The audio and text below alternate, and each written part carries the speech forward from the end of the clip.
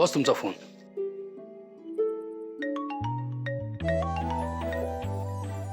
हाँ सुमी बोल. तारिणी बाळा, उद्या येणार आहेस ना? वसुधाचं 18वं श्राद्ध आहे. तो दिवस कसा काय विसरू शकते मी घरी लवकर येईन. आले की तुला तळावपालीला फिरायला घेऊन जाईन. आपण बोटीतनं चक्कर मारू असं सांगून गेली होती ग ती. आणि कुठल्या अवस्थेत परत आली ते सगळं अजूनही माझ्या डोळ्यासमोर आहे सुमी. तारिणी, शांत हो बाळा. कशी शांत होऊ सुमी? माझी आई मला कायमची सोडून गेली ग.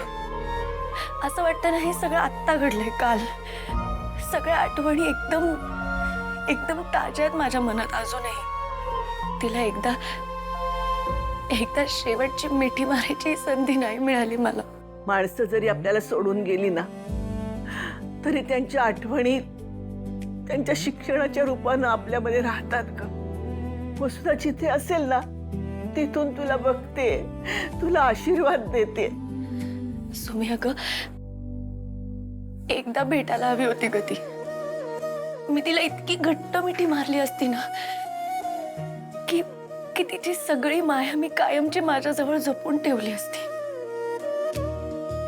ती करायची सुद्धा संधी नाही मिळाली ग मला. दरवर्षी आपण तिच्यासाठी हे कार्य करतो आणि दरवर्षी मला तेवढा क्षणापुरता का होईना ती आपल्या सोबत आहे असं वाटतं. पण तारिणी, अजून वसुधाच्या पिंडाला कावळा शिवला नाही ग. अजूनही तिचा जीव आपल्यात अडकून राहिला असेल का ग? असेल कदाचित. अगं, आपल्या लहान लेकराला सोडून जाताना कुठल्या आईचा जीव लगेच संसारातून निघून जाईल ग.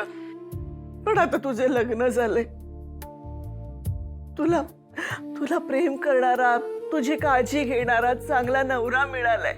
हीच काळजी असली असती ना वसुधाला, आज ती काळजी मिटलीये ग तिची.